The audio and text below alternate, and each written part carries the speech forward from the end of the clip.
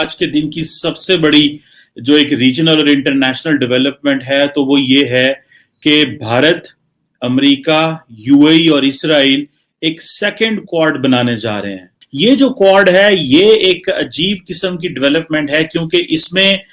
जो यूएई की शमूलियत है वो ये बताता है कि यूएई की शमूलियत ने बेसिकली अब इसराइल और यूएई अब ये दोनों इकट्ठे हो गए हैं। एक तो मैं आपसे कहूंगा ये सारी मीटिंग्स आने वाले दिनों में होने जा रही हैं, एक एक करके रीजन में क्या हो रहा है, ठीक है ना, अमन की बात, आगे पीछे दाएं बाएं। इंडिया को इतनी बड़ी ओपनिंग मिली है और ये ऑब्वियसली ओपनिंग मिली है बिकॉज मैं पहले भी कह चुका हूं, India is a really very strong player and it has a lot of potential to engage with the global leader. आज के दिन की सबसे बड़ी जो एक रीजनल और इंटरनेशनल डेवलपमेंट है तो वो ये है कि भारत, अमेरिका, यूएई और इसराइल एक सेकंड क्वाड बनाने जा रहे हैं। ये बहुत बड़ी डेवलपमेंट है और आज ही जो इन चारों ममालिक के जो वजीर खारजा हैं वो मिलेंगे वर्चुअली और इस वक्त आपको पता है कि जो जयशंकर हैं वो एक इंतहाई एक्टिव रोल प्ले कर रहे हैं इस वक्त भारत की फॉरेन पॉलिसी को लेकर के।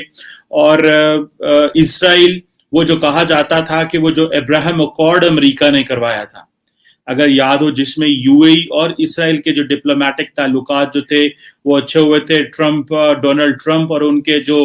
बेटे थे जैरेड, उनके सन इन लॉ जैरेड कुशनर जो हैं, उन्होंने इस अकॉर्ड को करवाने में बड़ा रोल प्ले किया था और ये पहला ब्रेक थ्रू था। और उसके बाद आपको याद होगा कि सऊदी अरब भी जो है वो इसराइल के साथ ताल्लुकात के डिप्लोमेटिक ताल्लुकात की बात करता रहा और ये भी कहा गया कि जो Israeli prime minister, farmer Israeli prime minister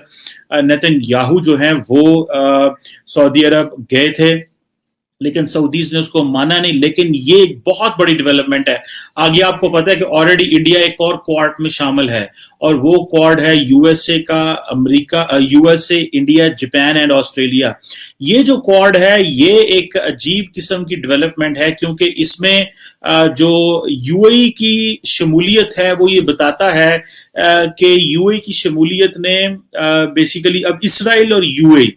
अब ये दोनों इकट्ठे हो गए हैं। अमेरिका और इंडिया की तो ऑलरेडी एक स्ट्रेटेजिक पार्टनरशिप है, लेकिन ये जो अमेरिका एक इंस्टीट्यूशनल अलायंस बना रहा है और अमेरिका ने जब क्वाड बनाया था उधर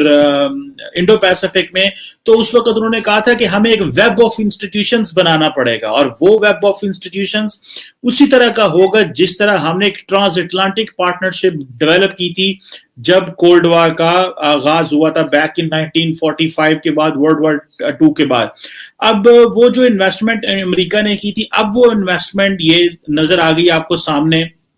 और वो ये कह रहे हैं कि इस्राएली जो फॉरेन मिनिस्टर हैं वो ये समझते हैं, उन्होंने ये कहा है कि आइंदा आने वाले दिनों में इंडिया, यूएई, अमेरिका और इसराइल का जो पार्टनरशिप है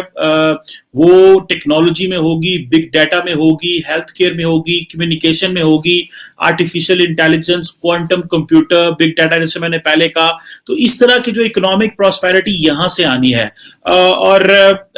जो डिफरेंट फील्ड्स ऑफ टेक्नोलॉजी है इसमें उन्होंने कोऑपरेट करना है, नैनो टेक्नोलॉजी और बहुत कुछ है जिसमें ये अपने एंगेजमेंट करने जा रहे हैं। अब देखना यह है कि इंडिया को इतनी बड़ी ओपनिंग मिली है और ये ऑब्वियसली ओपनिंग मिली है बिकॉज मैं पहले भी कह चुका हूं, India is a really very strong player and it has a lot of potential to engage with the global leadership. और वो जिस तरह अपने आप को प्रोजेक्ट कर रहे हैं, बेसिकली जब ये यूएई,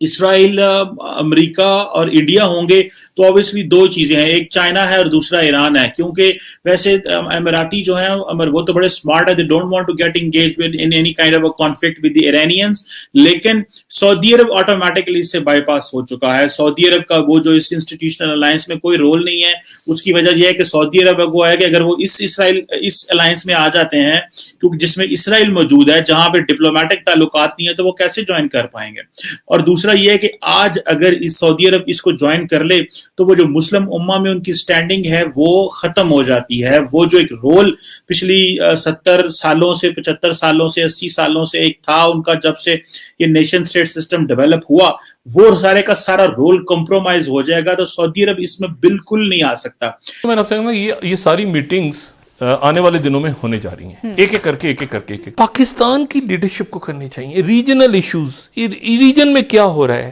ٹھیک ہے نا, امن کی بات, آگے پیچھے دائیں بائیں